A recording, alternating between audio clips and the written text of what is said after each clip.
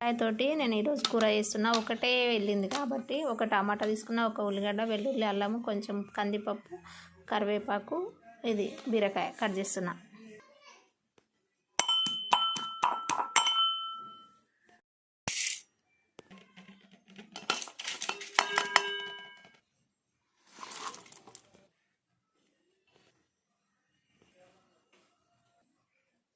ఉప్పు వేస్తున్నా, చెంచా సగం నూనె వేస్తున్నా.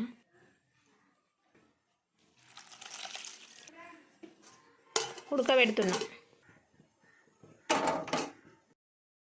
ఉడికింది, కూర రెడీ.